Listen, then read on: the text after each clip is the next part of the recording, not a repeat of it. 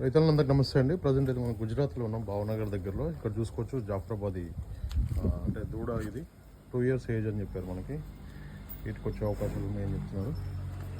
ఇది వచ్చేసి చెప్పడం అయితే వాళ్ళు 70,000 చెప్తున్నారు అండి. ఇక్కడ రేట్ అయితే 70,000 చెప్తున్నారు.